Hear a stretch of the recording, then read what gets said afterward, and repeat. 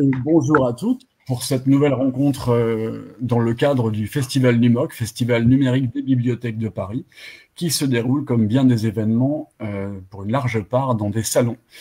Le salon de ce soir sera occupé par Hervé Lecronier. Hervé, vous êtes conservateur des bibliothèques, enseignant-chercheur en sciences de l'information et de la communication de l'Université de Caen, mais vous êtes aussi fondateur et éditeur de la maison d'édition CEF.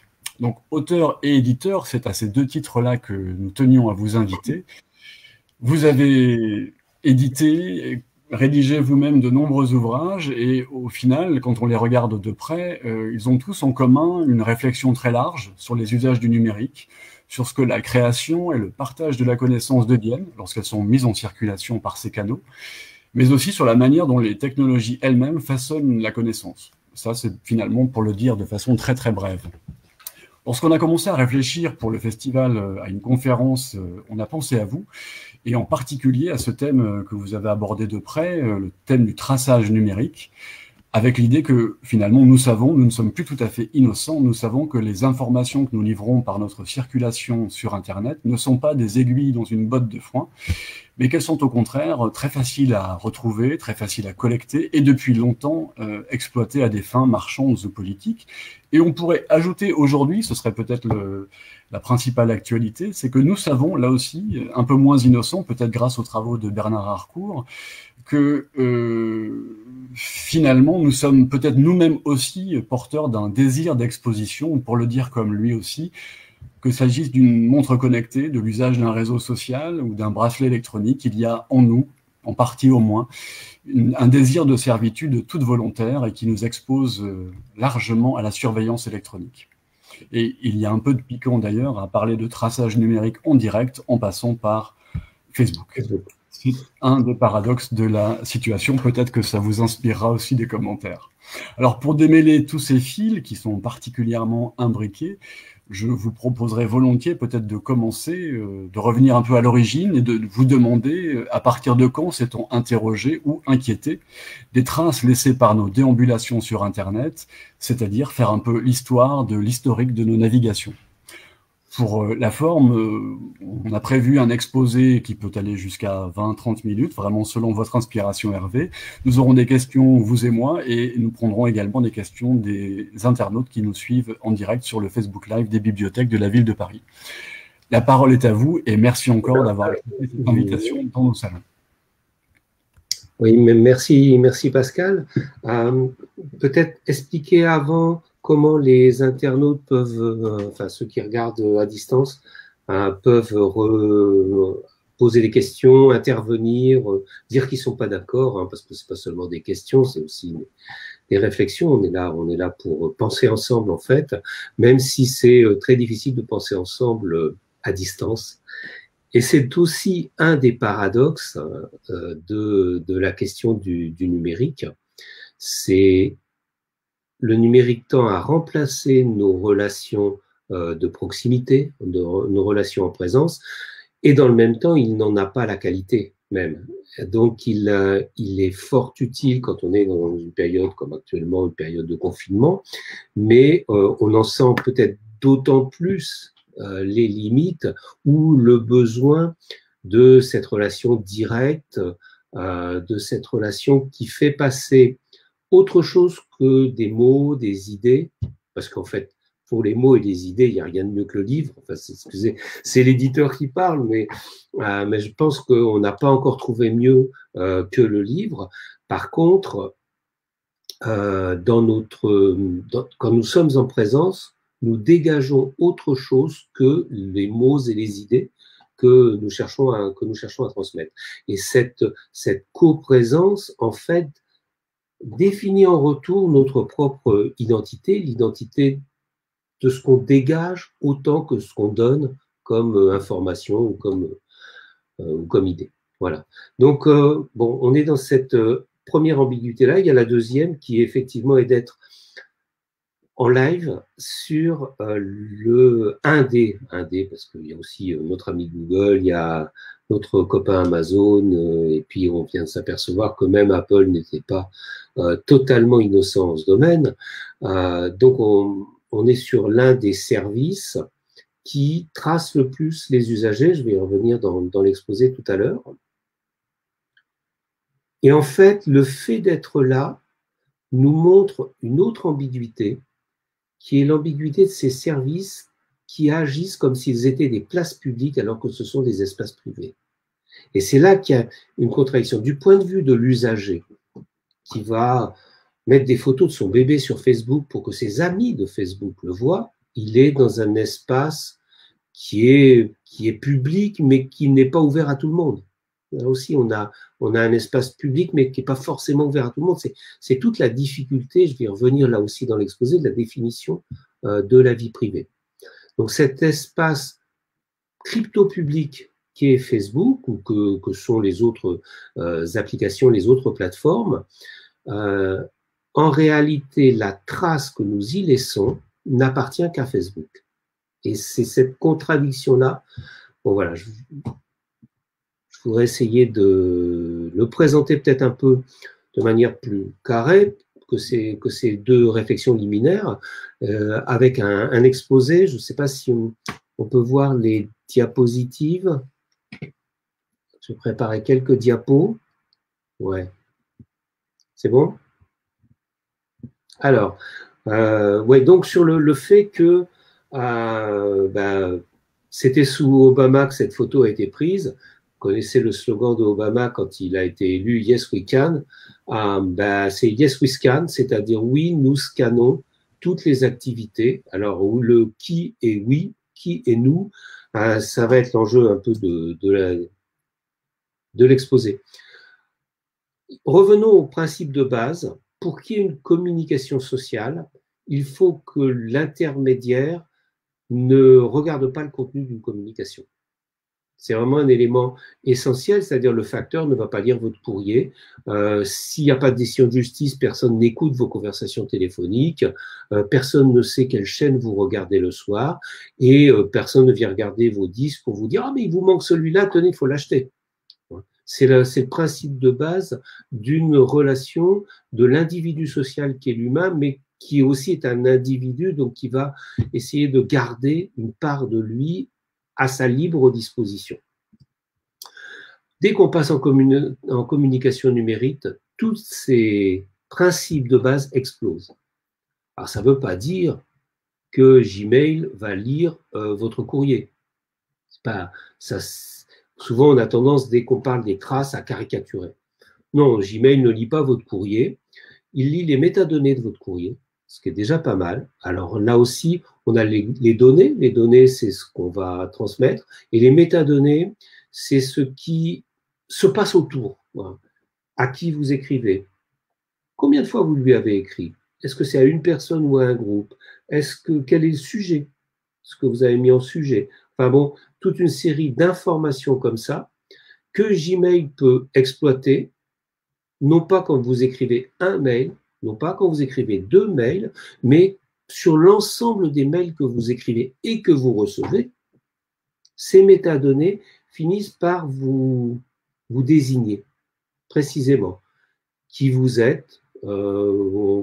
On sait facilement maintenant avec ce genre d'informations savoir si vous êtes un homme ou une femme, si quelle est votre orientation sexuelle, quel est votre âge, vos revenus, à quel endroit vous habitez. Enfin, vous imaginez l'ensemble des choses qui peuvent être, je donnerai dans la discussion tout à l'heure des exemples absolument terribles sur ce qu'on peut obtenir comme information sur une personne à partir des métadonnées principalement, avant même le fait de lire les données.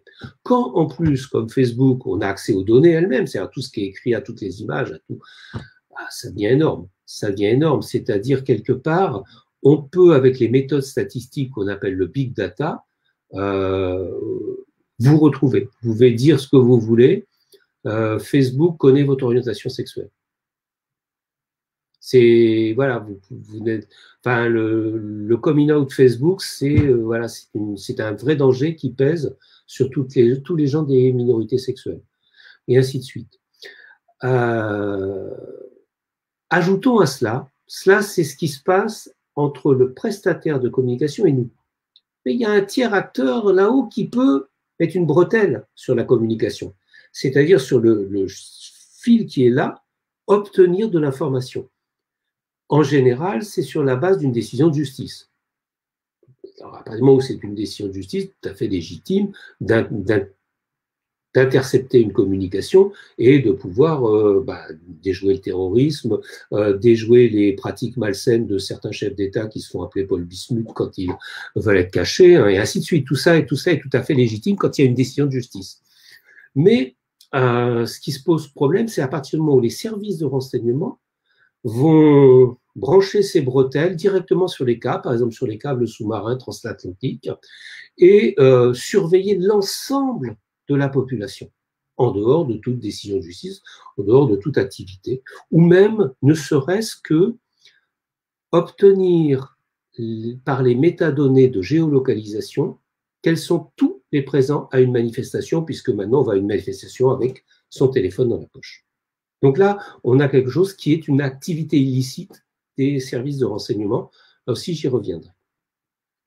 Alors, j'ai commencé par la première partie qui est la question des médias sociaux. Je dis médias sociaux, je sais que beaucoup de gens disent réseau social. Pour moi, c'est une distinction très, très importante et je ne saurais que vous encourager à bien la préciser. Les réseaux sociaux, c'est notre vie. C'est notre vie. Nous vivons dans des réseaux sociaux dès que nous existons. Mais des réseaux sociaux. Quand vous voyez sur le petit dessin, là, offline, nous avons une famille, nous avons des amis, nous avons un réseau social au travail, nous avons des connaissances associatives, nous avons la boulangère. Enfin, tout ça, c'est des gens que nous connaissons, mais qui ne sont pas notre réseau social en tant que tel. C'est plusieurs réseaux sociaux dans lesquels nous nous inscrivons.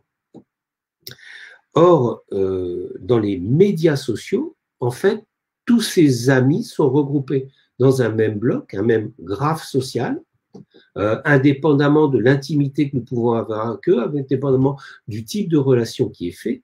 Et cela va créer, en fait, un point central de surveillance qui est connu du réseau social lui-même, c'est-à-dire du média social lui-même, hein, de Facebook, de WhatsApp, de Instagram, enfin, donc chaque média social comme ça a de l'information sur nous, mais qu'il ne repartage pas et qui ne nous permet pas de construire réellement des réseaux sociaux au sens humain, au sens des relations. Nous gardons des relations, mais elles sont toujours semi-publiques, semi-ouvertes, etc. Mais en fait, elles servent surtout à ce média social, à nous envoyer, lui, de l'information que lui choisit de nous envoyer. Et cette information que lui choisit de nous envoyer, elle prend deux types. La publicité, donc les tweets sponsorisés, les annonces sponsorisées sur le mur de Facebook, enfin, sur Instagram et tout ça, tout ce qui est sponsorisé, donc la publicité. Et puis, le média social va, comme tout média, sélectionner ce qui apparaît à la une. Le vrai rôle d'un média, c'est pas de nous dire ce qu'il faut penser, c'est de nous dire à quoi il faut penser. Donc les médias sociaux choisissent qui va être affiché, tous les médias sociaux aujourd'hui, en fonction de, soi-disant, ce qui nous intéresse le plus. Et ce qui nous intéresse le plus consiste en réalité à faire disparaître certaines branches de notre réseau social, au sens de réseau de sociabilité entre humains. Alors, ces médias sociaux sont très largement utilisés. On en est à 2,5 milliards de personnes sur Facebook. Ça dans le monde entier. C'est pas juste les riches. Hein. Vous allez dans tout pays en développement, vous regardez les migrants, etc. Ils sont sans arrêt avec un téléphone et connectés sur des médias sociaux. Ça a forcément un impact sur le mental des gens. Bon, on le voit d'autant plus qu'on est en période de confinement et qu'on sent bien que ce type de relation uniquement médiée par des ordinateurs nous pèse sur le moral. Il y a eu plusieurs études scientifiques qui ont été menées et qui arrivent à conclure qu'en fait, le meilleur moyen de ne pas se déprimer dans les médias sociaux, c'est d'agir, c'est de dire quelque chose, c'est de partager, c'est d'être engagé en fait dans le média social. Donc, il ne faut pas être passif. Mais ça a un autre inconvénient, c'est que ça nous transforme tous en cobayes. La le vrai point de bascule sur cette histoire du traçage, à mon sens, le plus important, c'est ce qui a été publié le 17 juin 2014 dans le Proceeding of the National Academy of Science, c'est-à-dire les comptes rendus de l'Académie des sciences des États-Unis. Alors, quelle était l'expérience qui méritait comme ça d'être publiée dans les comptes rendus de l'Académie des sciences des États-Unis? Il s'agissait de prendre à l'époque 600 000 comptes Facebook. Sur une partie des comptes Facebook, mettre des messages positifs, joyeux, etc. Et sur l'autre partie, des messages tristes. Et de regarder à la fin ce qui était produit. Les gens qui étaient dans une ambiance triste produisaient des textes tristes et les autres produisaient des textes plutôt optimistes. Et donc, on était capable de faire de la contagion émotionnelle. Vous vous rendez compte du terme? De la contagion émotionnelle. Qui étaient les gens qui ont fait cette recherche? Eh bien, c'était l'équipe technique de Facebook. Puisque les seuls à avoir accès à ce type de données, c'est les gens de Facebook. Donc, ils ont fait cette recherche. À quoi leur sert-elle? Elle leur sert ensuite à aller voir les tiers, ceux qui vont payer, parce que comme utilisateur, on ne paye pas sur Facebook. C'est aller voir des tiers en leur disant, vous voyez, nous sommes capables de faire de la contagion émotionnelle. Et donc, si vous nous confiez votre publicité, avec un petit peu d'argent, nous sommes capables de toucher les gens que ça va faire basculer. Pas tous les gens, pas. Non, les gens que ça va faire basculer. Notre contagion émotionnelle. Ce qui a amené Jaron Lanier, qui est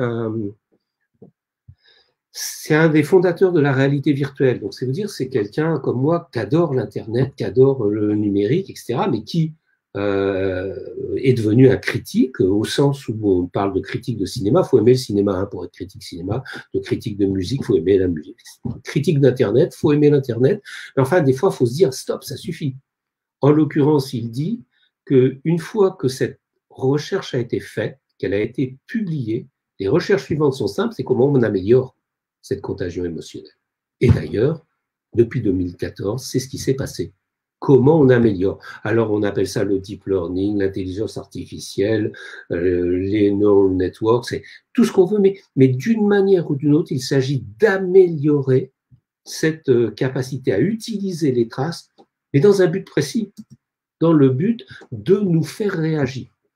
Alors, un des enjeux pour les médias sociaux, c'est qu'on reste longtemps. C'est qu'on reste longtemps parce que ça a deux intérêts. D'abord, ça vend plus de pubs. Hein, plus vous regardez de vidéos sur YouTube, plus vous subissez des pubs. Mais deuxièmement, ça capte toutes les informations sur vos goûts. Et donc, ça donne les moyens à ceux qui veulent vous influencer de cibler plus précisément. Voilà. Pour qu'on reste longtemps, c'est un problème qui s'appelle l'économie de l'attention, qui ne date pas des médias sociaux, hein, qui date de bien avant. La télévision joue pareil. Hein. Il faut produire des programmes qui vont faire que vous restez devant l'écran. Et après, il faut être capable de dire à un annonceur, tiens, j'ai 3 millions de personnes ce soir devant le match de foot, donc c'est beaucoup plus cher, mais ça vaut le coup pour vous. Bon, ça, c'est la télé. Pour les médias sociaux de l'Internet, il s'agit de dire à un annonceur, ah, je suis capable de savoir tous les gens qui sont intéressés par l'achat d'un manteau parce que l'hiver approche et qu'ils en parlent avec leurs amis et que, voilà, mais ils habitent à tel endroit, etc. Et je peux les toucher eux précisément. Voilà. Donc, cette capacité-là vient de l'engagement que les gens ont à rester. Je vous ai dit tout à l'heure qu'on était triste quand on ne faisait rien sur Internet. Et bien donc, les gens, ils vont cliquer. Et donc, on va leur proposer des choses qui les gardent, mais ça, c'est comme la télé, mais aussi qui les font réagir, qui les font cliquer. Qu'est-ce qui fait réagir? Les controverses, les bagarres, le complotisme, les idées sournoises, les défis absurdes, les mensonges, le fake news, le contenu salace, enfin, tout ça est ce qui favorise l'engagement. Et donc, c'est ce qui va être mis en avant. Cherchez, vous allez sur YouTube, faites une recherche sur un chanteur que vous aimez bien, une chanteuse que vous aimez bien, un groupe de musique que vous aimez bien, et vous verrez la colonne sur le côté, il y a plein d'autres choses. D'un seul coup, il y a plein d'autres choses. Et c'est pas, vous avez fait une recherche, vous croyez dans Google et qu'on va vous répondre dans l'ordre des plusieurs chansons de la même personne. Non, non, non, pas du tout. C'est ce que YouTube va avoir décidé que vous pourriez regarder en fonction de ce qu'il sait de vous, des traces antérieures, et en fonction de l'intérêt de vous garder, donc de vous amener toujours vers les choses les plus polémiques, les plus salaces, les plus absurdes. C'est ce qui fait que le même Jaron Lanier, dont je vous parlais tout à l'heure, a écrit un excellent petit livre qui s'appelle 10 arguments pour quitter tout de suite votre média social. Il n'appelle pas ça un média social, il appelle ça un bummer, c'est-à-dire un système de modification de l'état d'esprit des utilisagers pour obtenir un empire de la rente. Voilà, c'est ça. Donc, c'est l'influence. Alors, quand je dis l'influence, attention, je parlais de l'exemple de la publicité, c'est le plus connu, c'est le plus simple, c'est le plus compréhensible. C'est pas le seul. C'est pas le seul. Il y a l'influence militaire. Par exemple, le jour où, je parle là en 2018, quand le bac en 2018-2019, excusez-moi, je ne me rappelle plus. C'est quand les résultats du bac anglais ont été connus, les militaires ont envoyé au compte de ceux qui n'avaient pas eu le bac un message sur le thème « Mais vous savez, il y a toujours une place pour vous dans l'armée ». Merci Facebook. Donc ouais, l'influence, c'est pas que la publicité. C'est la politique. La politique, c'est l'affaire que vous connaissez bien qui s'appelle Cambridge Analytica, où en fait, en captant les données des usagers de Facebook, le système s'affirme capable d'eux. Parce que là aussi, il faut aussi éviter de sombrer dans l'idée que surveillance égale contrôle. On surveille. Pour l'instant, on en est au stade de la surveillance. Le contrôle, nous avons quand même encore des marges de manœuvre. Hein. Voilà. Mais ils disent, et ils y arrivent sur une partie au moins, qu'ils peuvent savoir quels sont les gens qui hésitent pour voter un tel ou machin. Et en 2016, c'est ceux-là qui ont été ciblés par la campagne de Donald Trump, puisque ça ne jouait à pas grand-chose. D'ailleurs, cette année aussi, ça s'est joué à pas grand-chose, tristement, et je crois que toutes les élections se joueront à pas grand-chose entre le pire et le dangereux. Donc voilà. Donc on a un problème qui s'appelle l'industrie de l'influence. Cette capacité industrielle, aidée par les logiciels, l'intelligence artificielle, et structurée par ces médias sociaux qui nous captent, qui nous provoquent de l'engagement, on a toute une industrie qui consiste à nous profiler, à faire de nous un profil. Cette individualisation est un rêve de publicitaire. J'aime beaucoup ce texte que je cite souvent, qui date de 1994. 94. Donc on était au tout début de l'Internet. C'était pas encore un Internet grand public. Et Edwin Hartz était le responsable de la communication chez Procter & Gamble. Procter & Gamble, c'est pas rien, c'est le premier annonceur du monde. Hein, c'est les couches Pampers, c'est les lessives, etc., etc. C'est le premier annonceur au monde. Et il nous disait, en substance, dès 1994, mais non, les gens, ils viendront à l'heure de la pub parce qu'on fera une pub pour eux. Une pub qui sera adaptée à leurs besoins. Une famille vient d'avoir un bébé, elle va acheter des couches Pampers, bien évidemment, puisqu'on est chez Procter & Gamble. Donc, ce mythe de l'individualisation de la publicité, il est fondateur, en fait, de la manière dont l'industrie de l'influence a vécu l'arrivée de l'Internet. Après, une fois qu'on a de l'influence, il faut le convertir en monnaie. Hein, on ne devient pas Google, Facebook, etc. C'est-à-dire les gens les plus riches de la planète si on ne convertit pas en monnaie. Et là, la manière de le faire, c'est de trouver un client. Or, comme c'est gratuit ce que nous faisons, c'est pas nous le client. Le client, c'est celui qui paye, et c'est donc au service du client que le média social va se développer. Question annexe, on pourra y revenir dans le débat, est-ce que ça vaut le coup?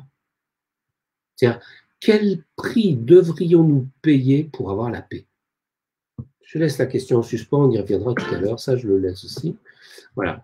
Alors, on obtient comme ça une économie de la donnée, hein, dont parle Tristan Nitto dans son livre Surveillance. Ah ouais, c'est un livre que j'ai eu l'honneur et l'avantage de publier dans cette excellente maison d'édition dont a parlé Pascal tout à l'heure. Donc voilà. Le grand problème qui se passe, c'est on a un marchandage. On a un marchandage, on vous dit, c'est gratuit. Bon, il y a de la pub. Mais ça, c'est pas récent, ça, c'est gratuit, il y a de la pub. Ça date de tous les journaux. On dit qu'un journal est vendu 2 fois, une fois à son client, pas cher, et une fois à son annonceur, très cher. Parce que vous ne croyez pas que c'est les quelques euros que vous donnez au Monde, à Libération ou à Ouest France qui suffisent à payer toute l'infrastructure. Ils ont de la publicité. Donc voilà. Donc c'est un marchandage. Mais en fait, c'est pas ça la réalité. La réalité, c'est pas qu'on vous subissez de la pub. Ça, bon bah oui, ok, elle est aléatoire, je la vois pas, je m'en moque pas. C'est que vous subissez de l'influence, c'est-à-dire du ciblage très précis en fonction de ce que vous êtes, du profil qui peut être établi à partir de l'étude de vos données et de vos métadonnées. La conséquence, c'est surtout que ça a traduit la baisse du coût de la surveillance de masse. C'est-à-dire pour surveiller les 2,5 milliards d'utilisateurs de Facebook, les quelques 600 millions de requêtes posées par Google tous les jours, etc. Tout ça, ça demande des outils techniques qui vont faire baisser le coût de la surveillance. Qui a besoin d'une surveillance pas chère? Les États. Les États pour se maintenir, même les États démocratiques. Imaginez ce qui est en train de se passer dans le premier État démocratique du monde. La République des États-Unis, aujourd'hui, a un président qui ne veut pas s'en aller. Donc, la logique de tout pouvoir, c'est d'y rester. Bon, voilà. Une fois qu'on le sait, voilà, c'est comme ça. Après, on peut essayer de les pousser dehors quand même. Hein, mais bon.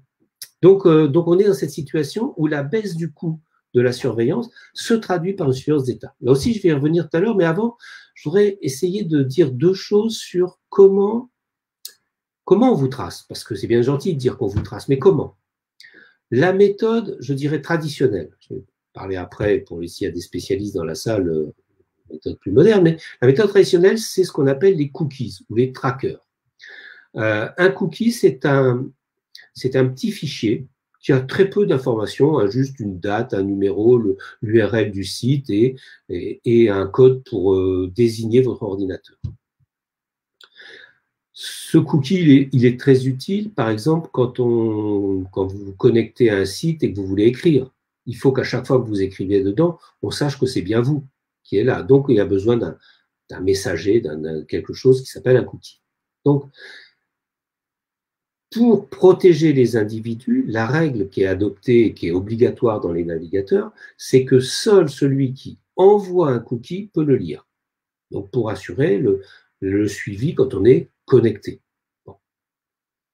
Ouais, mais quand vous regardez le journal Le Monde, que je vous ai mis sur l'écran, qui se connecte? Il y a Le Monde, bien sûr. Le Monde vous envoie ses propres cookies. Mais derrière, il y a la bannière d'en haut, la bannière sur le côté. Puis si on descend en bas de la page, il y a les médias sociaux, et puis il y a Amazon, et puis il y a Outbrain. Vous savez, ce truc, Outbrain, ça doit vouloir dire lavage de cerveau. Qui nous dit en fait des tas de ce qu'on appelle des clickbait, c'est un truc où on a envie de cliquer, surtout quand on n'a rien à faire ou qu'on est un peu confiné. Voilà. Donc, ces cookies sont déposés par des tas de gens. Oui, d'accord, mais le publicitaire qui vous a mis la bannière sur Le Monde, il met aussi une bannière si vous allez sur Le Figaro, sur Elle, sur l'automobile, sur je ne sais pas quoi. En plein d'endroits, on va pouvoir vous retrouver. Donc, améliorez votre profil avec tout ce que vous pouvez connecter. Et ces trackers, là, c'est un extrait seulement du nombre de trackers que le simple fait de voir la page d'entrée du journal Le Monde vous met enfin, ceux qui vont être déclenchés par la présence, la simple présence, donc tous les cookies déposés par la simple ouverture de la page d'entrée du Monde. Là-dedans, il y a des gens dont vous ne vous êtes jamais connecté à eux, vous ne les connaissez pas, vous n'avez pas envie. Donc, c'est ce qu'on appelle des cookies tiers, des tiers acteurs. Et c'est cela qu'une règle qui s'appelle e-privacy en Europe a essayé d'interdire, c'est-à-dire de dire non. Si je veux connecter au monde, je veux bien que le monde me dépose des trackers, pas les autres. Une manière de protéger ma vie privée quand je vais dans plusieurs endroits, qu'on arrête de me suivre de partout.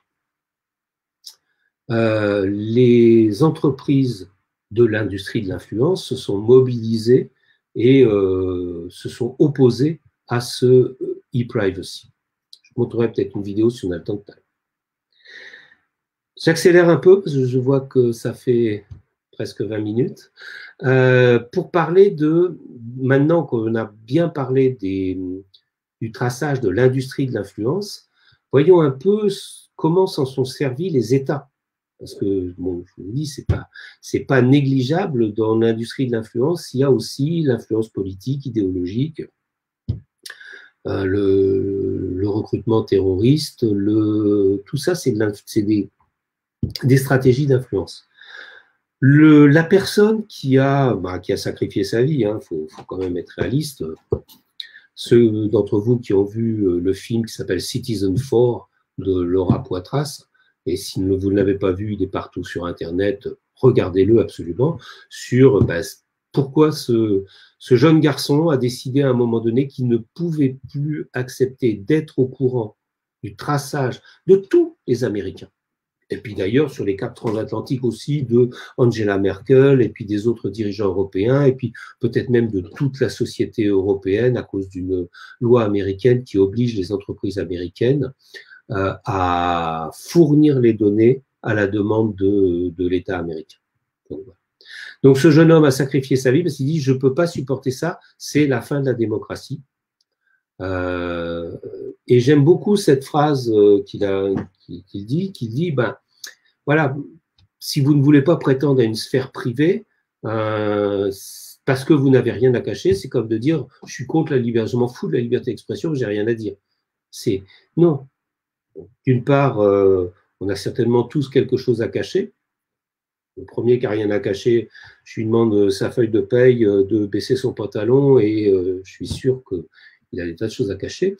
Donc voilà, donc c'est ne serait-ce que le droit d'avoir la paix. Voilà. Alors face à ça, ce que j'aime beaucoup, ça va faire un break, c'est une des défenses qu'ont pu obtenir les internautes, c'est l'humour. Vous avez toujours rêvé de sauvegarder automatiquement toutes vos données sans même avoir à vous en soucier. NSA Cloud Backup, le stockage illimité par le numéro 1 mondial de la sécurité informatique. Vous n'avez rien à configurer. Nous avons déjà les accès à tous vos équipements informatiques. Vos communications sans fil sont elles aussi intégralement conservées. La totalité de vos données est sauvegardée pendant plusieurs années dans l'un des 500 data centers de la NSA. Nous écoutons l'ensemble des points de raccordement du réseau ainsi que tous les câbles sous-marins. L'option Prism permet de sauvegarder votre activité sur les réseaux sociaux et de réaliser des graphes complexes pour retrouver l'ensemble des amis avec lesquels vous communiquez. Avec NSA Cloud Backup, participez vous aussi au mouvement Open Data. Toutes vos informations sont mises à disposition des meilleurs analystes de la planète qui peuvent y accéder en toute liberté et produire des rapports de haute technicité. NSA Cloud Backup, souriez, vous êtes déjà abonné. Donc voilà, donc vous remarquerez que cette situation de l'humour est un des principaux moyens dans lequel la société civile peut s'opposer aux nouvelles formes de pouvoir qu'il y a. Le deuxième moyen, c'est tout ce qui va être de l'ordre de la construction de communs à l'intérieur de l'Internet. Le premier, c'est le logiciel libre avec Richard Stallman, vous avez ici en photo quand il était jeune. Donc, c'est l'idée que les logiciels eux-mêmes ne vont pas pouvoir vous flouter, se servir de vos données puisque quelqu'un va pouvoir regarder ce qu'il y a dans le logiciel. C'est Wikipédia, qui permet à tout le monde d'éditer des choses et donc en principe, de lutter contre la désinformation. Je dis bien en principe parce que les gens qui veulent désinformer, ces gens de l'industrie de l'influence, sont quand même très très forts pour savoir contourner tous les systèmes. Pareil, si vous avez des questions, j'y reviendrai dans le débat. Bon, vous avez le commun de la cartographie. Établir des cartes, c'est établir du pouvoir. D'ailleurs, on parle de cartes d'état-major. Donc, avoir les moyens pour tout le monde d'établir des cartes, de s'en servir, de mettre des points d'intérêt dessus, c'est aussi une autre forme de réaction de la société civile. Enfin, c'est de contribuer à des nouveaux services. Nous utilisons de moins en moins des logiciels et de plus en plus des services en ligne. dont les médias sociaux sont le représentant maximum, hein, c'est ceux dont on se sert le plus, mais nous servons de bien d'autres services. Et il semble absolument essentiel aujourd'hui qu'on puisse développer des services en qui nous ayons confiance, des services qui ne tracent pas. Et le meilleur moyen que l'on ait des services qui ne tracent pas, c'est justement qu'ils utilisent des logiciels libres, puisqu'on va pouvoir aller vérifier qu'ils ne tracent pas. C'est aussi rendre plus facile la circulation de l'information, de la création, au travers des licences Creative Commons.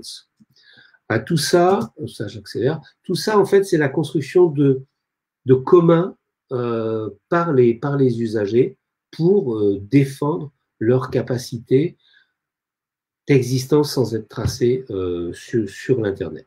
Voilà. Après, soyons réalistes, ça ne suffira pas. Ni l'humour, ni la construction de communs ne suffiront à empêcher le traçage, c'est-à-dire à rendre à l'individu ses propres capacités individuelles, son autonomie individuelle, sa vie privée.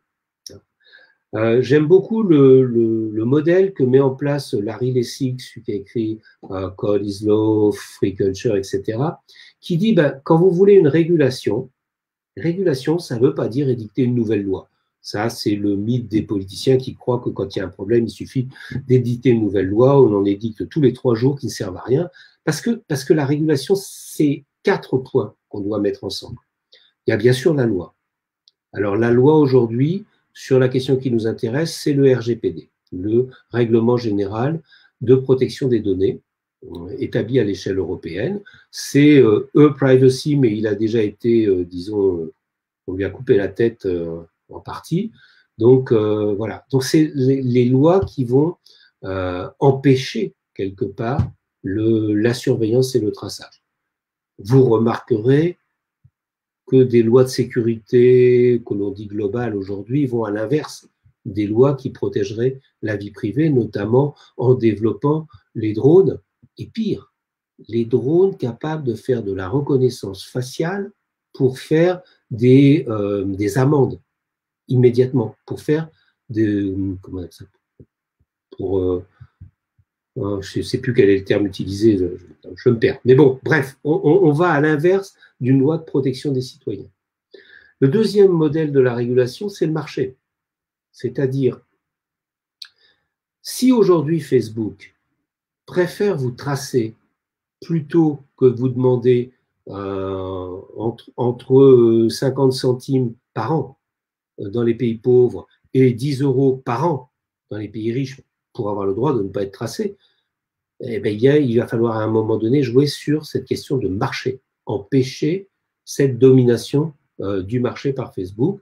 Ça veut dire ça, appliquer des lois anti-monopole et des lois anti-monopole adaptées à la situation contemporaine. Jusqu'à présent, les lois anti-monopole, elles disent si le client s'y retrouve, si le prix est moins cher, on ne peut rien. Non, il y a la société aussi, quelque part, qui peut s'y retrouver. Le troisième pôle, c'est la question de ce que Larry Lessig appelle l'architecture, c'est-à-dire la manière dont le code définit les usages. Sur Amazon, quand vous vous rapprochez d'un bouton commandé, et la souris va d'un seul coup un peu plus vite et se rapproche du bouton plus vite que prévu. Donc là, on est dans ce qu'on appelle le nudge. On vous incite à faire des choses par ce que les designers appellent des dark patterns, c'est-à-dire des choses qui sont insensibles, mais qui quelque part vous entraînent dans une certaine direction. Donc ça, l'architecture informatique, le code, l'interface usagée est un élément de régulation essentiel. Et enfin, le troisième point, ce qu'il appelle les normes, en fait, c'est les normes sociales, c'est-à-dire c'est les questions de pratique. Quand aujourd'hui, on dit nous ne voulons pas du Black Friday, c'est une norme sociale qui se met en place. C'est l'idée qu'on dit à ses voisins, non, t'y vas pas. Ouais, tu as peut-être un intérêt, mais ton intérêt personnel de gagner 50 centimes vendredi dans 15 jours, peut-être qu'il ne vaut pas le coup, en fait, si on regarde bien, non, c'est même vendredi la semaine prochaine, donc si on regarde bien l'intérêt de la société, en particulier aujourd'hui l'intérêt de l'ensemble des commerçants. Donc là, on a un modèle de la régulation qui est assez intéressant parce qu'il offre des points d'accès pour limiter le contrôle par ces grandes entreprises. Je vais m'arrêter là. On a, je crois, 1 heure de débat encore, c'est ça, un peu moins, 3/4 d'heure. On peut y aller. On a un peu de temps, oui, en effet. Alors, il y a pas mal de questions qui sont soulevées par tes propos. Je ne vois pas, moi. Pas mal qui sont arrivées. Oui, est-ce qu'on m'entend à nouveau? Oui, je crois que oui. Hein. Tu m'entends en tout cas, Hervé. Oui, moi je t'entends. Voilà, donc je disais pas mal de questions qui ont été posées par cette intervention. Pas mal de questions aussi qui sont arrivées sur le chat. Certaines se recoupent, alors je vais peut-être donner surtout la parole à nos internautes qui sont présents.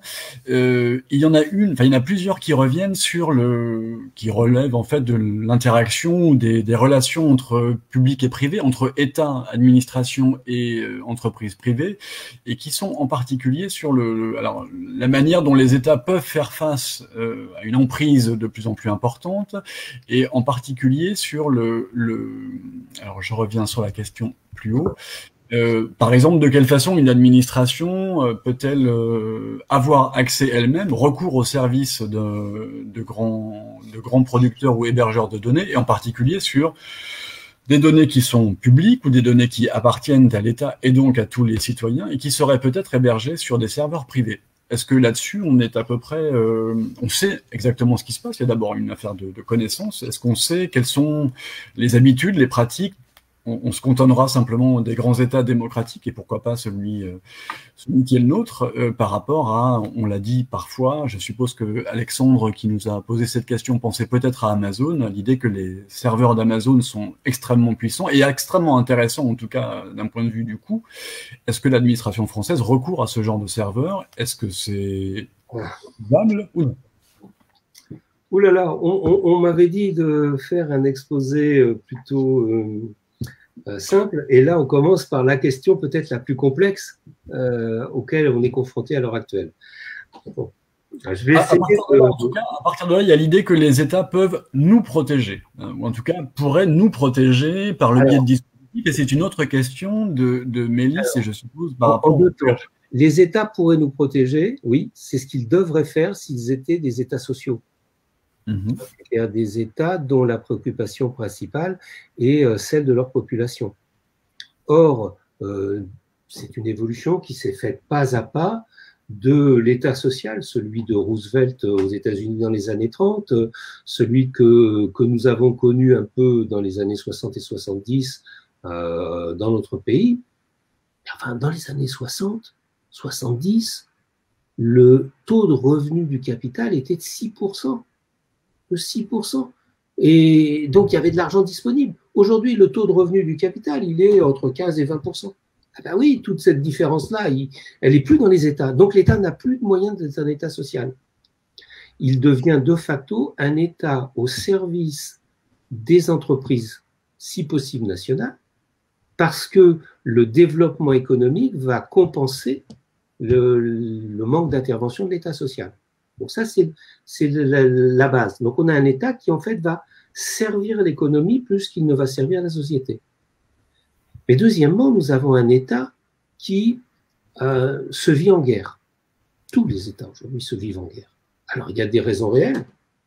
Le terrorisme, c'est comme, excusez-moi, mais c'est quelque chose qui est effectivement fondamentalement dangereux pour notre société. Mais ce n'est pas tout à fait une guerre. Si on le traite comme une guerre, sur qui on tape? Quelle est la frontière? On va taper sur tout le monde. Puisqu'on ne sait pas qui est le terroriste. Est-ce que c'est mon voisin? Je ne sais pas. En général, il est clandestin. Et puis son objectif n'est même pas de renverser l'État, c'est de foutre la zone. Donc, tant qu'on va se comporter en disant que c'est une guerre, ça devient forcément une guerre contre les populations. Ce qui introduit la surveillance d'État. C'est-à-dire, au lieu d'avoir un État qui serait là pour nous protéger de l'immixtion de toute cette industrie de l'influence dont j'ai parlé, on a un État qui dit, ouais, mais ils sont meilleurs. Hein. D'abord, ils ont beaucoup d'argent, ils ont beaucoup de chercheurs, ils les payent très bien, donc ils ont des services qui marchent, etc. Et donc, on va les aider. Et puis, on ne peut pas faire, puisque de toute façon, l'argent n'arrive plus puisqu'on ne paye plus d'impôts, que le revenu du capital augmente, etc. Et donc, il n'y a plus d'argent. Donc, il n'y a plus d'argent, il faut faire comment? On va vers les services gratuits, ce qui est tout à fait logique à chaque étage de l'appareil de service public. Alors après, là où ça devient plus grave et important, c'est quand on va parler de l'hébergement des données publiques importantes, essentielles. Par exemple, les données de santé publique. Vous êtes au courant certainement qu'il y a un problème qui est posé pour ce qu'on appelle le Health Data Hub, c'est-à-dire le service général de gestion des données de santé des individus traités par les hôpitaux, etc., et qui est regroupé pour être ouvert à la recherche. Donc c'est utile aussi de pouvoir faire de la recherche sur des données de santé massives pour pouvoir essayer de trouver des solutions. Le problème, c'est qu'il n'y a personne qui sait le faire en France, puisqu'on est allé depuis des années et des années et des années vers des services gratuits ou pas chers, et venant donc des grandes transnationales du numérique. Donc, qu'est-ce qu'on fait? On confie ces données à Microsoft, qui a par ailleurs sa porte d'entrée dans de nombreux ministères, notamment le ministère de l'Éducation nationale. Et donc, on se retrouve avec là un problème concret. On a des données en masse, on a un projet collectif de société, et les seuls qui sont capables de le faire, c'est Microsoft. On dit, bon, on va chez Microsoft. Ah oui. Mais il y a un problème. Il y a un problème qui s'appelle la loi américaine. Dans la loi américaine, une entreprise américaine doit, sur requête du gouvernement américain, aussi de la NSA, de la CIA, des services de renseignement, de la justice, doit donner les données qu'elle a. Imaginez un instant que vous ayez une requête de ce type qui porterait sur les données de santé des Européens. Bon, voilà. Et à ce moment-là, Microsoft serait par la loi obligé de les donner. Donc on a là une véritable difficulté, même quand le serveur n'est pas aux États-Unis. Après, vous êtes sur AWS, sur Amazon, parce que c'est pas cher. Ben oui, parce que non seulement c'est pas cher, mais c'est fiable. C'est pas seulement que c'est pas cher. Le OVH, c'est pas cher non plus. Amazon a une grande capacité, c'est d'être très fiable parce que justement, c'est l'effet d'échelle. Ils ont énormément de serveurs, les données sont dupliquées, donc si elles sont des trucs, Amazon ne va pas les lire. Amazon ne va pas les lire. C'est ça qu'il faut essayer d'arrêter de penser. Non, par contre, Amazon peut les donner sur requête. Une partie de l'information qu'il dispose peut les donner sur requête à des gens qui vont l'exploiter dans un objectif, un but, etc., etc. Donc, quand vous avez en face ce que Edward Snowden a démontré, c'est-à-dire qu'on était capable de pirater le téléphone d'Angela Merkel, vous dites, attendez, voilà, quel poids je fais? Alors, c'est une des choses que à la fois le film de Sandrine Poitras montre très bien, qui est un peu désespérante parce qu'il a déjà quelques années, on n'a pas l'impression d'avoir beaucoup avancé dans en tout cas la prise de conscience est peut-être là, mais on n'a pas l'impression d'avoir beaucoup avancé dans des mesures.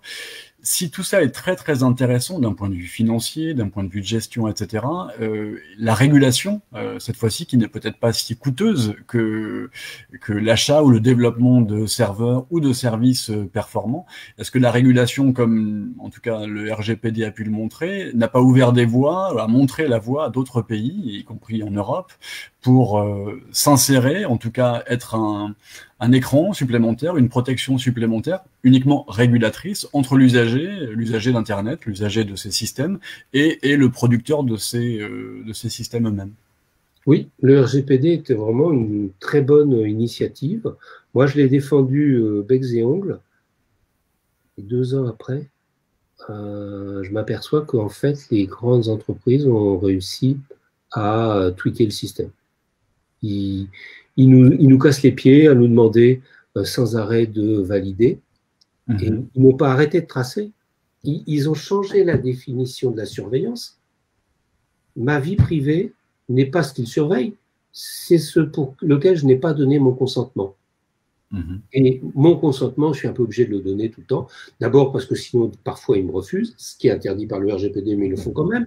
Soit parce que je dis, je veux regarder mes cookies, je veux les gérer. Et alors là, j'ai 5, 10 pages de boutons à mettre à droite, à gauche, avec des intitulés que je ne comprends pas. Et à la fin, on me demande de valider, et puis je valide. En fait, j'ai cliqué sur le mauvais bouton. Enfin, les entreprises se sont débrouillées pour qu'en fait, et à part les geeks de la vie privée, tout le monde clique sur j'accepte, et puis voilà. Donc on a été au courant, donc on est consentant. Donc la simulation de la vie privée et du consentement, c'est quelque chose de... C'est contraire à l'esprit de la République, où il y a un bien public, où il y a, dans l'esprit de la République, il y a quelque chose qui est supérieur, qui est la collectivité, qui va défendre chacun de ses membres. Là, nous sommes réduits à notre individualité qui consent. Et c'est ça, la définition de notre vie privée. C'est un problème, comment dire, il n'y a pas que les problèmes à court terme, il faut toujours essayer de regarder les problèmes philosophiques qui viennent derrière. Cette transformation, j'ai quelques livres sur le sujet, mais c'est Christophe Masuti, dans Affaires privées, qui le montre très très bien, cette évolution sur les 50 dernières années de la notion même de vie privée, qui aujourd'hui est devenue équivalente à consentement. Donc le RGPD, c'est une très bonne chose, mais de voir comment il a été détourné doit nous inciter à aller beaucoup plus loin. Après, il y a quand même une autre chose importante, juste je termine là-dessus, c'est l'existence de la CNIL. C'est fondamental. C'est pas tellement l'État, c'est des organismes indépendants de l'État, à qui des autorités administratives, qui on a confié un métier qui est de nous protéger, et la CNIL en permanence fait des efforts. Elle ne suffit pas. Je veux dire, aux États-Unis, non, en Angleterre, ils ont embauché 600 personnes au moment du passage du RGPD dans leur organisme de protection. En France, je crois que c'est moins de 100. Donc voilà, il y a aussi cette logique tout simple, c'est est-ce qu'on donne des moyens aux gens qui peuvent intervenir ou est-ce qu'on leur donne pas de moyens? Mais même chose pour ce que je parlais du Health Data Hub, il va falloir payer pour qu'on rattrape le gap, pour que les entreprises européennes soient capables d'avoir des serveurs de la même qualité que Google, Microsoft ou Amazon, il va falloir verser de l'argent. Beaucoup plus que si on payait Google, Amazon et compagnie. Ben oui, mais c'est un projet collectif qu'il faut mettre en œuvre. Or, on a remplacé cette logique du projet collectif par chacun doit décider dans son coin. C'est votre bibliothèque qui a un budget qui doit décider pour elle. C'est votre équipe de recherche qui a un budget qui doit décider pour elle. C'est etc. Chaque service finit par décider pour lui-même, y compris chaque individu qui se retrouve dans la même situation. Est-ce que, du coup, on comprend bien qu'il y a un jeu du gendarme et du voleur, qui est probablement dans l'histoire même des régulations sociales.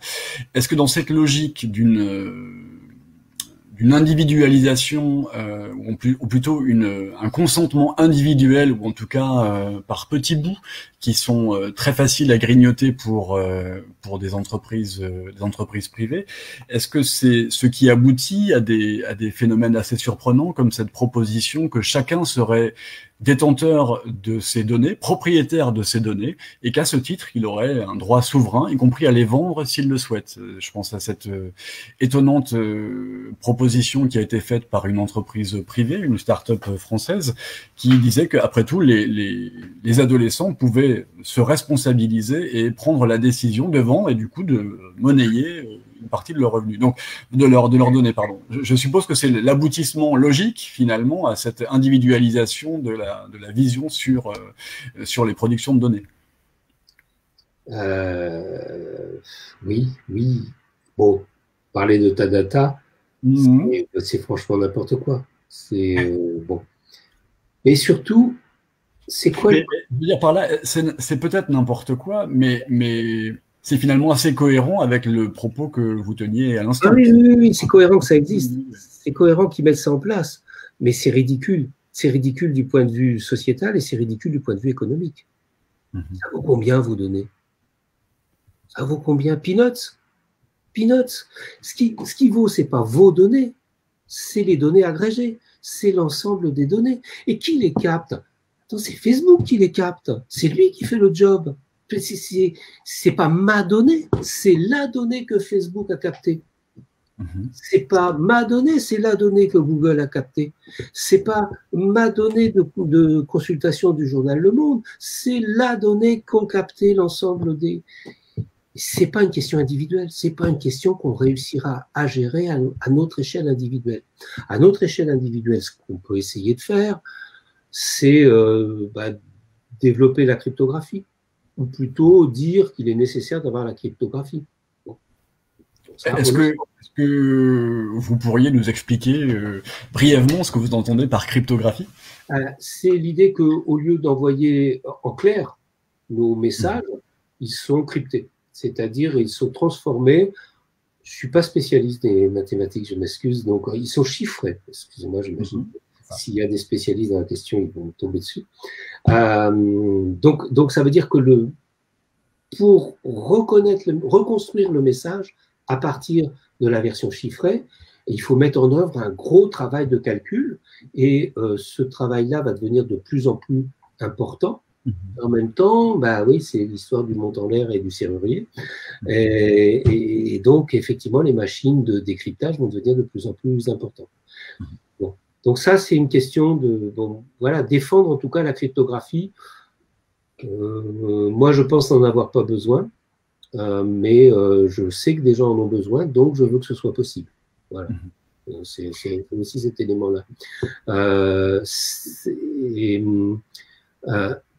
Il n'y a pas de marché de la donnée. Voilà. Toutes les idées absurdes consistent à dire je suis propriétaire de ma donnée, je vais la vendre sur un marché, c'est ridicule. C'est ridicule. Bon, d'abord parce que c'est contraire aux droits de l'homme, aux droits humains. Les droits humains disent qu'on n'a pas le droit de vendre des parties de notre propre humanité. Et les données que je laisse, je ne sais pas ce que c'est. Je ne sais pas quelles sont les données que je laisse. Les données vont être reconstituées par des gens qui ont des objectifs, qui les regardent avec un certain type d'yeux, que j'appelle l'industrie de l'influence. Ils regardent mes données avec leurs yeux.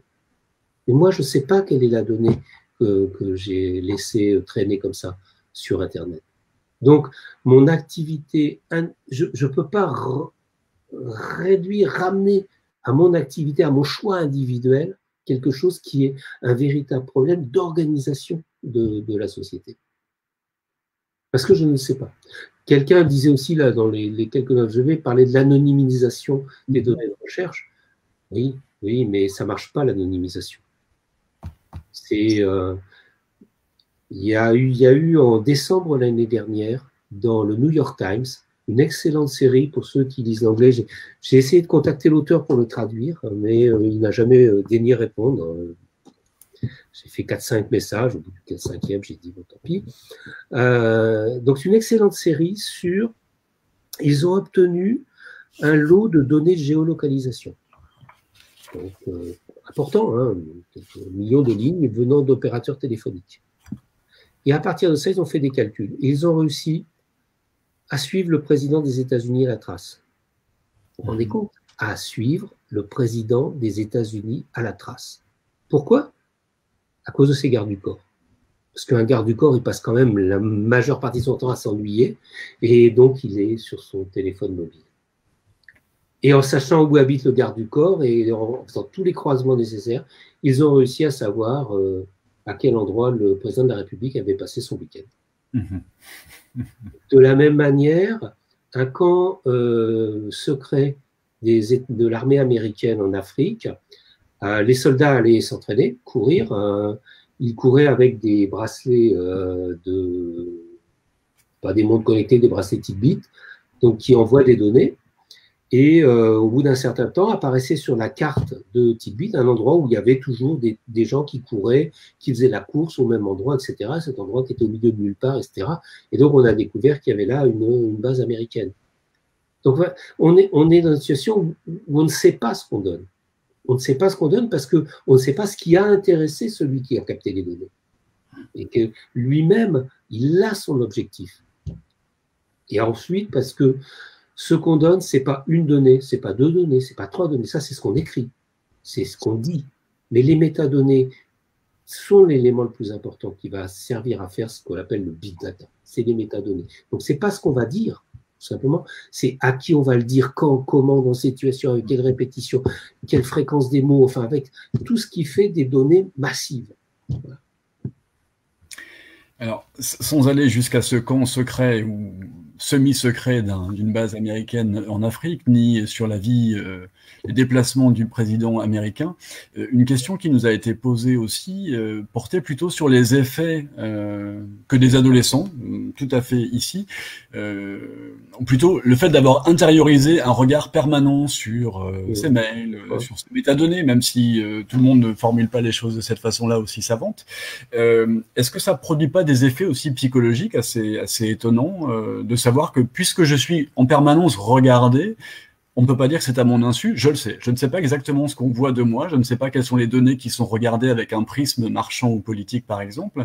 Mais puisque c'est ainsi, au fond, bah, je vais peut-être faire plus attention, m'exprimer un peu moins. Bref, cette privauté, cette privacy qui est généralement la garante d'un espace privé, elle vole totalement en éclats. Est-ce qu'on sait déjà, est-ce qu'il y a déjà des études sur des comportements, et je pense en particulier aux adolescents qu'on estime souvent les plus vulnérables, ce qui n'est pas tout à fait sûr, sur cet œil permanent, cet œil de Sauron, disait un jour quelqu'un, qui est toujours présent autour de nous?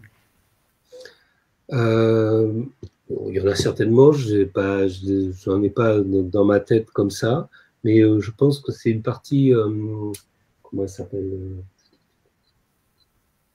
celle qui a écrit Ensemble, Seul Ensemble. Bref, une américaine. Je pense qu'il y a des gens qui doivent travailler là-dessus. Je pense qu'il faut se méfier de deux choses. La première, c'est du fait que les gens comprennent, savent. Je pense que les adolescents savent pas, ou pas plus. Et puis, regardez, les adolescents, ils ont l'habitude d'être surveillés, ils ont ce qu'on appelle des parents. Ils sont des profs. Donc, ils ont pas mal de gens qui, en fait, regardent sur leur épaule. Et je dirais même plus, je me rappelle avoir fait un papier en disant j'en avais cauchemardé et une personne qui est décédée l'a faite. C'est le jour où on a installé des caméras dans les crèches municipales de ici les Moulineaux. On est là en 96, on est au tout début de l'Internet grand public, et on va dire je vais mettre des caméras qui vont permettre aux parents de regarder depuis chez eux ce que fait son enfant à la crèche. La seule question qui n'a jamais été posée, c'est quel effet sur l'enfant. Quand il va rentrer le soir avec son papa, il va lui dire « Eh bien, pourquoi est-ce que tu t'es bagarré avec Émilie ?» Oui, bon, d'accord. Donc, on ne s'est pas posé ces questions-là. Donc, il n'y a pas de rupture contemporaine. On a quelque chose qui a déjà commencé bien avant que Internet soit au cœur de nos vies. Oui, mais là c'était les débuts d'Internet. Hein. C'était cette idée que je veux rester avec mon enfant, le surveiller, le regarder. On a toujours une bonne idée derrière, hein, une idée généreuse, mais qui se traduit par des choses qui ne sont pas si généreuses que ça. Il y a un deuxième aspect qu'il ne faut jamais négliger, c'est ce qu'on appelle la sociologie des usages, c'est que nous, comme usagers, on n'est pas si naïfs que ça. On n'est pas si naïfs que ça. Je pense que la plupart des gens qui nous écoutent disent « Moi, je n'ai pas vu la pub. De toute façon, je ne la regarde pas. » Alors, ce n'est pas très vrai, bien sûr, on est tous influencés, je suis vraiment convaincu. D'ailleurs, il n'y a qu'à regarder ce que vous buvez, ce que vous mangez, ce que vous achetez, vos fringues, tout ça, pour savoir que vous êtes bien influencé. Mais pas tant que ça. On a tous une marge de manœuvre. On peut aussi, et c'est un problème dans le traitement des fake news, on peut retransmettre quelque chose avec lequel on n'est pas du tout d'accord. Parce que pour s'en moquer, pour le critiquer, pour dire c'est quoi ces conneries du hold-up. Enfin, tout ça, je veux dire. Donc, la sociologie des usages montre quand même que l'utilisateur n'est pas un naïf. Et c'est un secret. Anne Cordier est en train de travailler à un livre qui devrait paraître l'année prochaine, justement parce qu'elle a suivi des adolescents de leurs 10 ans à leurs 20 ans. Donc une longue période de vie, une étude longitudinale, et elle les voit évoluer dans leurs relations avec les médias numériques et tout ça, et elle s'aperçoit qu'ils sont pas si naïfs que ça, qu'on est loin d'être dans la fabrique du crétin digital. Je vous conseille pour tout ça d'écouter le dernier épisode du podcast de Xavier Delaporte sur France Inter qui s'appelle Le Monde a changé. Voilà. Je conseille vraiment à tout le monde parce que voilà, regardons aussi les gens, comment ils sont.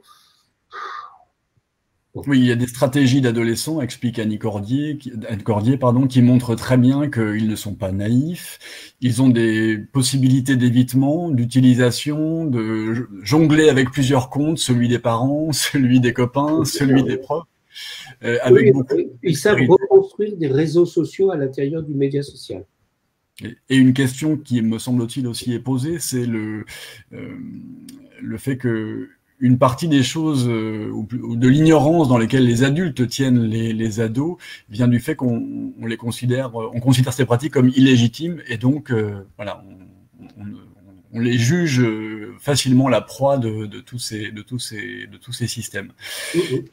Il y a une question aussi qui a été posée et qui rejoint, je suppose, les travaux récents d'une autrice qui n'a pas été traduite, je crois, chez CF Éditions, c'est Shoshana Zuboff, et qui essaye de décortiquer la manière dont est en train de naître une économie extrêmement florissante, prospère, mais assez peu connue, qui est celle à la fois de l'extraction de la donnée, de la compilation de ces données grâce au big data pour reconstituer, comme vous le disiez tout à l'heure, un avatar numérique très précis avec des proxys qui sont assez efficaces.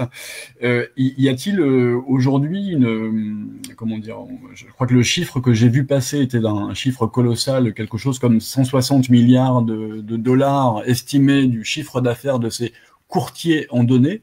Est-ce que des législations sont, comment dire, ou plutôt est-ce que les États s'intéressent là aussi à cette activité en essayant de porter en tout cas un regard sur, je pense notamment, puisque vous évoquiez Xavier Delaporte, à ces notations qui sont mises à tout individu, à toute activité, avec notamment notre concours, mais notations qu'on ignore tout. On sait ce qu'un prof dit lorsqu'il déclare qu'un élève mérite un 12, un 7 ou un 20.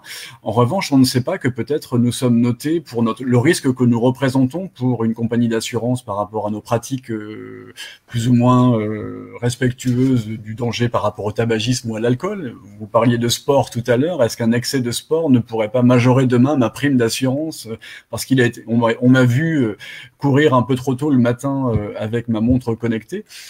Cette activité de reconstitution finalement des vies des individus est un business extrêmement lucratif.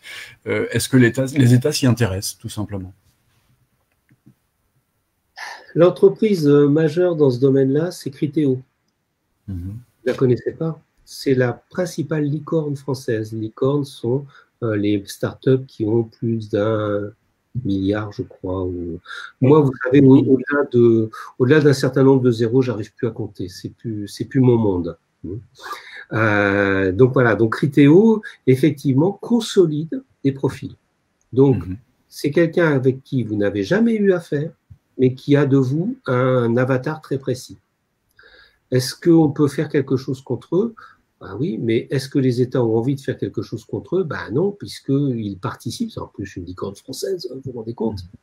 Donc voilà, donc on est dans une situation compliquée où les individus ne veulent pas être tracés, mais où les États ne font rien parce qu'ils prétendent que ça serait l'apocalypse. Donc le fait qu'il n'y aurait plus les moyens de développer l'économie numérique, ça c'est ce que prétendent les gens du numérique. Je suis convaincu que c'est pas vrai, mais bon, ils ont des moyens de conviction qui sont bien plus forts que les autres. Si ce n'est qu'il y a un livre qui vient de paraître aux États-Unis qui montre qu'en fait, les données sont pourries et que donc le ciblage n'est loin d'être aussi efficace et que le jour où les annonceurs vont s'en rendre compte, on va avoir éclatement de la bulle. On a une bulle publicitaire, enfin on a une bulle des données qui est en train de se constituer et que le jour où elle éclatera, ça provoquera un désastre économique. aussi puissant que l'éclatement d'une bulle bancaire, puisque aujourd'hui, la banque et le numérique, vous savez, c'est quand même deux choses qui sont devenues tout à fait corrélées, en tout cas. Donc, on est dans cette situation où, oui, il va falloir payer un jour. C'est le meilleur moyen de protéger, à condition qu'on ait la garantie qu'en payant, on soit protégé. Et donc, ça veut dire quelle est, je ne dirais pas l'inspection du travail, hein, mais quel est l'équivalent numérique de ce que serait l'inspection du travail, c'est-à-dire qu'est-ce qui va aller vérifier que ces gens respectent bien les lois qui ont été édictées. Ça, c'est quelque chose de compliqué parce que la fabrique de connaissances, tout ce qui est le numérique, c'est caché. C'est d'ailleurs pas pour rien que ça développe le complotisme. C'est que on a effectivement des choses qu'on ne voit pas, que seuls des spécialistes peuvent voir. Alors, attention, on ne voit pas, oui, mais des spécialistes peuvent le voir. Ce qui fait qu'il n'y a pas de complotisme, il n'y a pas de paranoïa. Mais avant l'affaire Snowden, tous les gens qui disaient les États nous surveillent avec le numérique, tout cela était traité de paranoïaque, de complotiste, jusqu'à ce que Snowden nous mette sous les yeux, et ça n'a rien changé. Et ça n'a rien changé, à part pour la vie de Snowden qui est coincé maintenant en Russie, ça n'a rien changé. Donc c'est ça qui est vraiment dramatique aussi, c'est comment nous en emparons, pas seulement les États, la société civile, de ces gens qui, à un moment donné, nous mettent le nez sur la réalité du monde. Donc on a cet aspect-là à prendre en compte. À mon avis, c'est important. Alors sur ça n'a rien changé, qui est un peu déprimant effectivement quand on pense notamment encore une fois à Snowden et à sa déclaration très touchante où il dit je ne peux pas supporter cela. Bon, au fond, est-ce que vraiment on est si réticent à ce traçage dans la mesure où on l'évoquait en tout début de notre entretien, le désir d'exposition de soi.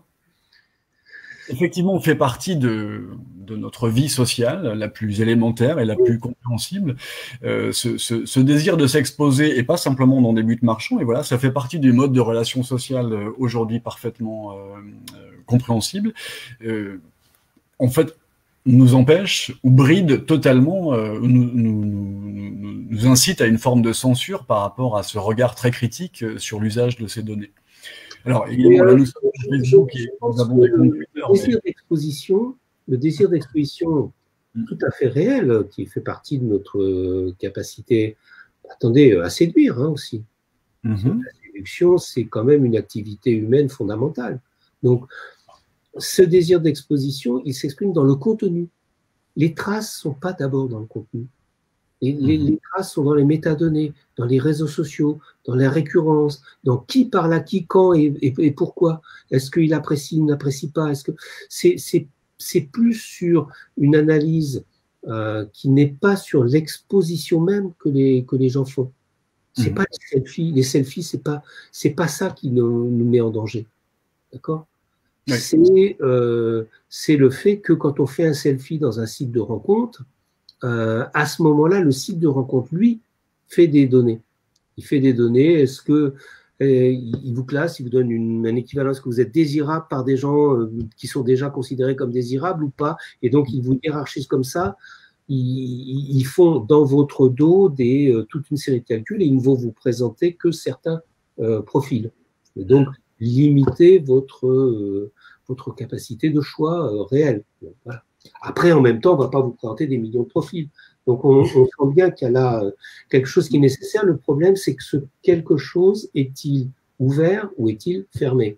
Est-il connu ou n'est-il pas connu? Voilà peut-être la grande différence. Et je pense que c'est là qu'il y a un enjeu essentiel. Après, les gens s'exposent, oui, c'est pas très grave. C'est la vie, quoi. Ce qu'il faut, c'est essayer de faire en sorte que ça ne soit pas utilisé par d'autres. Après, il faut aussi se méfier, c'est quelque chose que les sociologues appellent des paniques morales. Une panique morale, c'est à partir du moment où une nouvelle technique se met en place, une nouvelle activité, et le pire, ça pourrait être que ça déroule Et on termine toujours d'ailleurs par des questions sexuelles. Il y en a une que j'adore, c'est quand le fabricant de machines à coudre Singer a inventé la machine avec une pédale derrière, vous avez tout ça qui doit traîner au grenier de vos grandes-mères. Eh ben, on a expliqué que de forcer les femmes à faire ça allait les rendre stériles.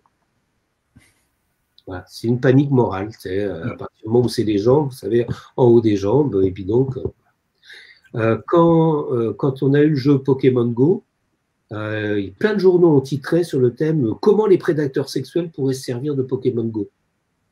Et après, il n'y a jamais eu d'histoire réelle dessus. Donc ça, c'est ce qu'on appelle les paniques morales. Je pense qu'il y a aussi, par rapport à la capacité de suivi des individus, il y a une réalité et une panique morale en même temps. Vous n'êtes certainement pas tracé à l'heure actuelle pour autre chose que pour de l'influence publicitaire. Mais vous pourriez l'être. C'est là que c'est grave. Il suffit qu'un État décide de s'en emparer. Rappelez-vous quand même qu'il y a un ministère de l'Éducation nationale en France, qui il y a un peu plus de 10 ans, a fait un appel d'offres pour que l'on puisse regarder tous les blogs tenus par les profs pour savoir quel était l'état d'esprit des profs et pour pouvoir isoler ceux qui auraient trop de revendications contre le ministère de l'Éducation nationale. On n'est pas dans l'industrie de l'influence, là, on est à la surveillance. Mais encore une fois, on ne passe pas aisément de la surveillance au contrôle. Il y a quand même quelque chose qui s'appelle la société civile. Et cette société civile résiste au contrôle. Nous résistons au contrôle. On est surveillé, ok, donc ça veut dire que l'infrastructure du contrôle est là, mais le contrôle, c'est pas nous. C'est pas nous. Et alors, malgré tout, il y a quand même pour l'instant, la société civile est anesthésiée à cause de la situation sanitaire et de l'éclatement. Mais il est peu probable que ça dure longtemps. Alors, outre les travaux de chercheurs ou chercheuses publiés ici ou là qui nous incitent à réfléchir, évidemment, le bibliothécaire... Oui, et le bibliothécaire que je suis entend bien la différence entre le selfie et le contenu et les métadonnées qui l'entourent, qui sont peut-être la chose la plus importante à contrôler. Y aurait-il une ou deux images ou un ou deux faits qui vous paraissent de nature à croire fortement, à croire puissamment dans cette société civile qui permet de limiter le passage de la surveillance vers le contrôle? Est-ce qu'un phénomène qui toucherait l'universitaire français ou bien des faits que vous auriez pu observer qui sauront réjouir les internautes qui peut-être sont un peu déprimés à nous écouter? Snowden, bon. Mais lisez aussi les comptes rendus de la CNIL. Oui, mais je pensais à des réactions très clairement visibles d'un essai d'associations ou de citoyens qui se saisissent d'outils juridiques existants pour éviter peut-être que l'on passe de la surveillance au contrôle. Comment il s'appelle cet Autrichien qui a porté plainte au niveau de la Cour de justice européenne et qui par 2 fois a réussi à invalider ce qu'on appelle le Transatlantic Shield, le bouclier transatlantique sur les données européennes utilisées aux États-Unis. Hein, donc, excusez-moi, je n'ai pas le nom là comme ça, une question un peu le pourquoi, mais voilà, Andreas, je ne sais plus son nom, fait partie justement de ces gens. Il y a aussi aujourd'hui des associations comme la Quadrature du Net qui suivent pas à pas toutes les évolutions législatives, qui portent plainte en conseil, enfin qui demandent l'annulation de loi au Conseil constitutionnel, ils obtiennent parfois gain de cause, qui le font au Conseil d'État, ils obtiennent parfois gain de cause. Par exemple, la loi dite loi Avia sur le contrôle de la haine sur Internet. Alors contrôler la haine, ça je suis tout à fait d'accord. Mais appeler le contrôle de la haine la réalité, le contrôle du contenu de l'Internet, ça c'est un peu gros. Voilà, c'est pas tout à fait la même chose. Voilà. Là aussi, on a quand même beaucoup de propagande par les mots. Hein, c'est-à-dire qu'on vous dit qu'on va vous surveillez par drone parce que ça empêche le terrorisme. Enfin, réfléchissez 2 minutes. Ça n'a jamais empêché le terrorisme. D'ailleurs, toutes ces zones hyper surveillées par drone qui se situent dans les montagnes entre le Pakistan et l'Afghanistan sont aussi les endroits où il y a le plus d'attentats terroristes. Donc, tout ça, c'est du bidon. Parler de vidéoprotection quand on ne fait en fait que de la vidéosurveillance et que la triste mésaventure de Nice nous montre bien que ça ne nous a pas protégé beaucoup. Enfin, tout ça, on a une guerre des mots. On a une guerre des mots, effectivement, qui est dangereuse pour le moral des sociétés parce qu'on va toujours vous imposer le fait que c'est pour une grande cause. On ne fait jamais que les guerres que pour protéger les femmes et les bébés. Mais on fait des guerres après. Et quelles sont les premières victimes des guerres? Ce sont les populations civiles, et principalement les femmes et les enfants.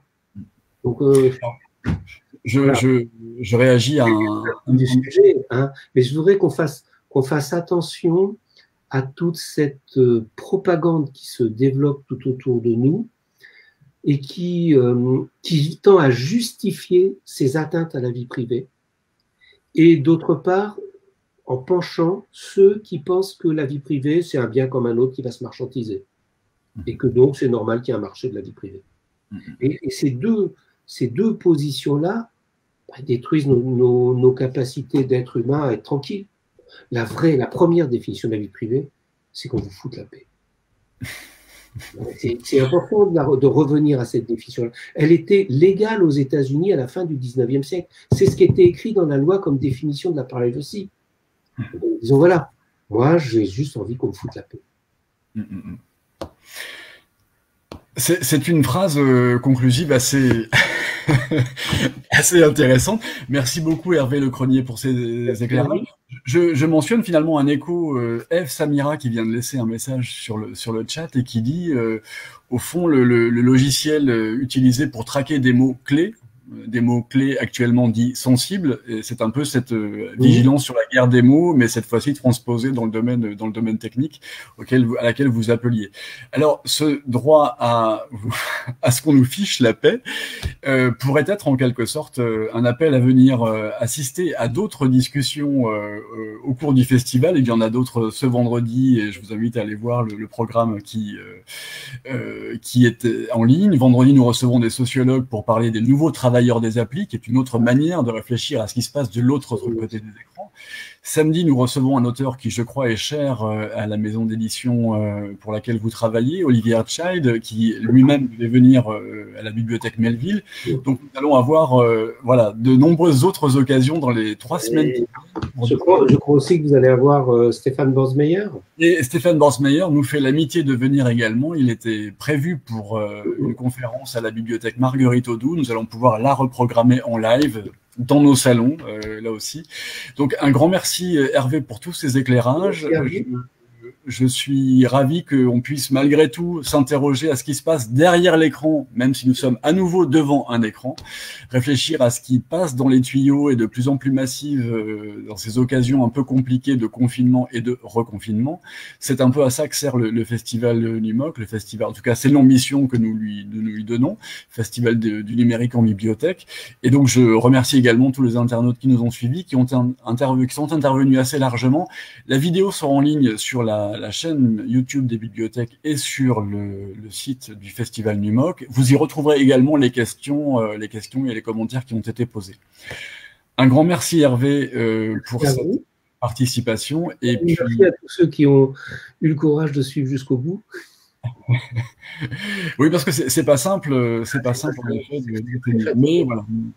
Nous sommes ravis d'avoir pu vaincre l'obstacle qui nous a empêchés ou éloignés d'être à la bibliothèque de la Goutte d'Or ce soir. Et je sais qu'ils nous écoutent, ils viennent de réagir. Bon. À très bientôt Hervé, en vrai, pour de vrai, en tout cas pour des échanges avec une plus grande proximité. Et bon courage pour la suite de vos travaux.